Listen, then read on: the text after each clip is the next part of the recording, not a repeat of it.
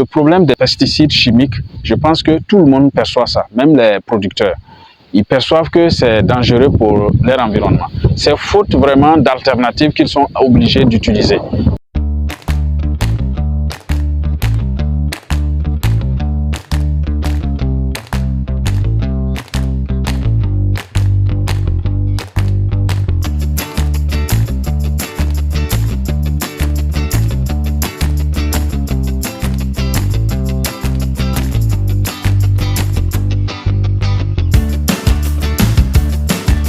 Ces pièces sont très efficaces et nous avons vraiment utilisé depuis l'année passée et jusqu'à maintenant, c'est ce qu'on utilise. C'est parce que vraiment ça a prouvé son efficacité dans la lutte contre ces insectes ravageurs. Dire que ça ne permet pas de faire une agriculture à grande échelle, je ne suis pas d'accord, mais ça va demander un investissement conséquent.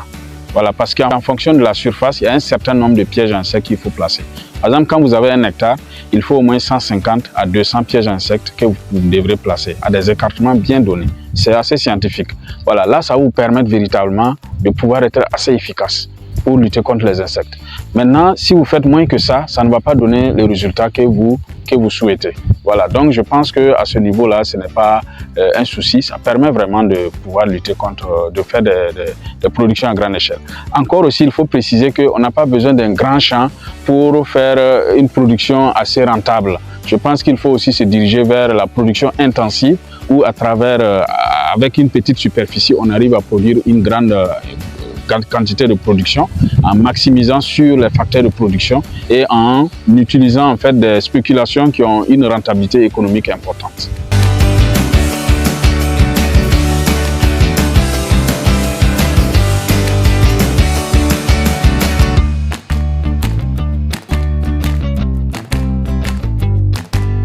C'est le résultat qui convainc en fait le producteur.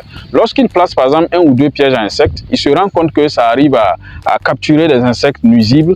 Alors du coup, il adopte la pratique. Quand il est convaincu, il sait qu'en utilisant les pièges à insectes, c'est un gain pour sa santé. C'est également, ça lui permet de produire des produits de qualité où il va vendre mieux que les produits chimiques. Je pense que véritablement, il peut faire le choix. Mais ça, il faut vraiment une bonne approche. Il faut bien les expliquer et je pense qu'en général, ils arrivent à comprendre.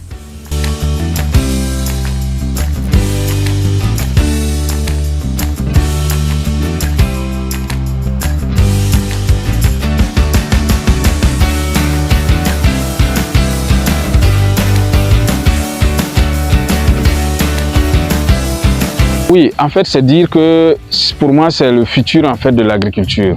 L'agriculture biologique, l'agroécologie, c'est le futur. Voilà, ça nous permet vraiment d'éviter les préjudices que nous faisons sur l'environnement, sur la santé humaine et animale.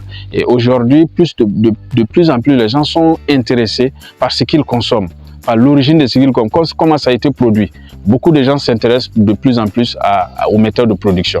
Et je pense qu'adopter ces méthodes-là, ça permet de préserver non seulement la santé du producteur, parce qu'il ne va pas inhaler des produits chimiques et tout, puisque lui-même il consomme aussi sa production, et également aussi sa famille en consomme. Ça va vraiment permettre de limiter cela. Et également aussi la population qui gagne, le pays qui gagne, parce que ça va permettre vraiment d'éviter beaucoup de maladies aujourd'hui.